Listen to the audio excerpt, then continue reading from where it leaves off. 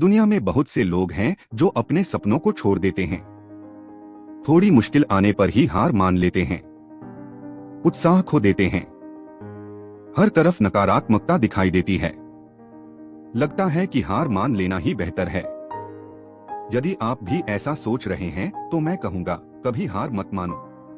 यदि आप हार मान चुके हैं और आपको लगता है कि आप आगे कुछ नहीं कर सकते, तो मेरे इस कहानी को जरूर सुने। आपको नई उम्मीद और हार ना मानने की ताकत मिलेगी।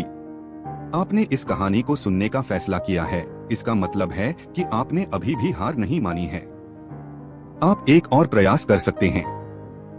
अपने अंदर झांके, अपने अंदर मौजूद शक्ति को पहचानें, उसे अपने शरीर से बाहर निकालें। आप जो भी करना चाहते हैं उसे कर सकते हैं। विजेता बनना कोई मुश्किल काम नहीं है। हर व्यक्ति एक विजेता है। आपके अंदर भी एक विजेता है जो कह रहा है, कभी हार मत मानो। आप अभी भी निराश हैं और इसीलिए आप अपने लक्ष्य को छोड़कर जा रहे हैं। इसमें आपकी गलती नहीं है, क्योंकि ज्यादातर लोग ऐसा ही करते हैं। पर कुछ लोग प्रयास करते रहते हैं और उन्हें सफलता जरूर मिलती है। रास्ते में कितनी भी परेशानी क्यों ना आए, मंजिल उसी को मिलती है जो कभी हार नहीं मानता। जब आपने सपना देखा ही है तो उसे साकार करने के लिए आगे बढ़े। अब क्या हुआ? हमारी सबसे बड़ी कमजोरी हार मानकर बैठ जाना है, जबकि सफल होने का सबसे बड़ा कारण सतत प्रयास करना है। आपके इरादे बुलंद होने चाहिए। जब तक लक्ष्य प्राप्त ना हो जाए तब तक हार मत मानो। असफलता को इग्नोर करो, अपने काम में लगे रहो। डरना नहीं है बल्कि लड़ना है। अपने इरादे इतनी मजबूत रखो कि हार मानने का विचार ही ना आए।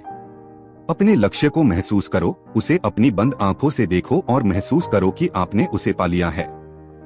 आप उस काम को कर रहे हैं जो आपको पसंद है। ऐसा करने से आपके अंदर सकारात्मक ऊर्जा का संचार होगा, जो आपको अपने लक्ष्य के प्रति काम करने में आगे बढ़ाएगा। याद रखें, हार मानना कायरों का काम है, वीर पुरुष कभी हार नहीं मानते। आइए इस बात को छोटी सी कहानी से समझते हैं। कहानी शुरू होने से पहले हमारे चैनल को जरूर सब्सक्राइब कर लें। एक गांव में एक आश्रम था। उस आश्रम में एक आचार्य और उनके 3 शिष्य थे। एक दिन आचार्य ने अपने शिष्यों को पहाड़ी के पीछे क्या है यह देखने के लिए भेजा। पहले शिष्य को आचार्य ने आदेश दिया कि तुम जाओ और पता करके लाओ कि उस पहाड़ी के पीछे क्या है। शिष्य ने आचार्य का आदेश मानकर पहाड़ी की ओर चल पड़ा। रास्ते में उसे कई मुश्किलों का सामना करना पड़ा। वह आधे रास्ते तक ही पहुंच पाया और फिर उसके मन में नकारात्मक विचार आने लगे।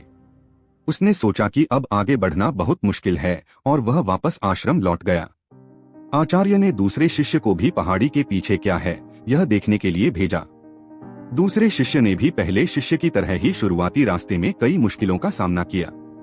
वह भी थक गया और आगे बढ़ने का मन नहीं किया। उसने सोचा कि अब कितना दूर है यह, अब मुझसे चला नहीं जाता। उसके मन में भी नकारात्मक विचार आने लगे और उसने भी हार मान ली। अंत में आचार्य ने अपने तीसरे शिष्य को पहाड़ी के पीछे क्या है यह देखने के लिए भेजा। तीसरे शिष्य ने भी मार्ग में आने वाली बाधाओं और मुश्किलों का सामना किया। वह भी थक जाता था, लेकिन फिर भी वह आगे बढ़ता रहा। जब भी वह थक जाता तो थोड़ा आराम कर लेता और फिर आगे बढ़ जाता। वह सोचता कि अब थोड़ा ही दूर है, मुझे हार नहीं माननी है, मुझे बस चलते रहना है।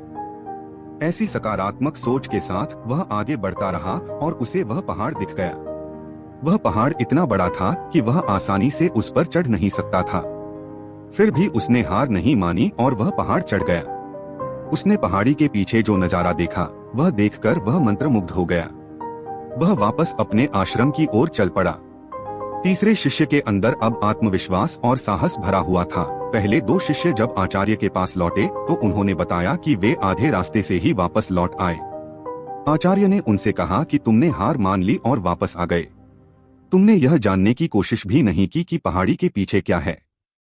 तीसरे शिष्य ने आचार्य को बताया कि उसने पहाड़ी के पीछे क्या देखा। आचार्य ने उसकी सराहना की और कहा कि पहाड़ी के पीछे का नजारा महत्वपूर्ण नहीं था, बल्कि प्रक्रिया महत्वपूर्ण थी। तुमने प्रक्रिया का आनंद लिया, तुमने हार नहीं मानी और तुमने सफलता प्राप्त की।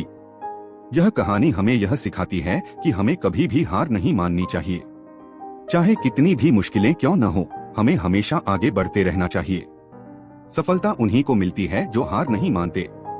आपका कीमती समय देने के लिए धन्यवाद।